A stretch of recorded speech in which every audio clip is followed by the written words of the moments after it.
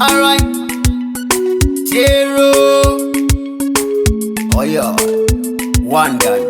Sweet like honey, baby, uri uchi, pa uri andi di munundo rumba senyuchi. Uri so different, yeah. You been that it so perfect, yeah.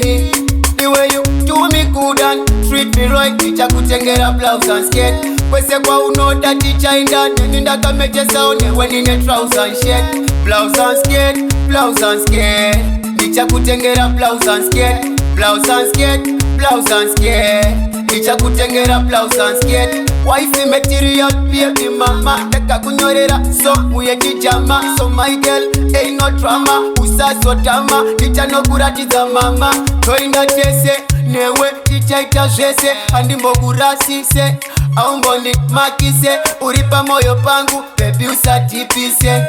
Kadi way you do me good and treat me right. Teacher kutengera blouse and skirt. Kwese kwa uno that teacher inda neninda kameje sound when in a trousers and shirt. Blouse and skirt, blouse and skirt. Teacher kutengera blouse and skirt, blouse and skirt, blouse and skirt. Teacher kutengera blouse and skirt. Sweet like vanilla, unitaka neruda kungeta kila.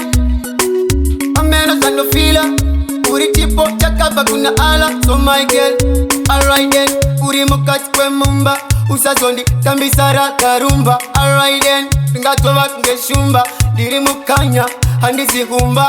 The way you do me good and treat me right. Teacher kutengera blouse and skirt.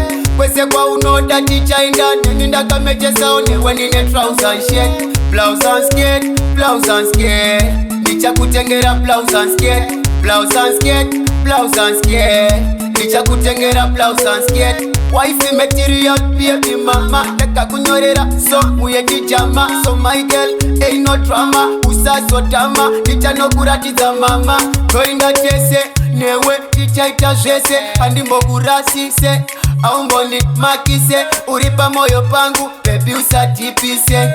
Kadi way you do me good and treat me right. Teacher kutengera blouse and skirt. Kwese kwa uno that teacher inda neninda kameje sound when in a trousers and shirt. Blouse and skirt, blouse and skirt. Teacher kutengera blouse and skirt, blouse and skirt, blouse and skirt. Teacher kutengera blouse and skirt.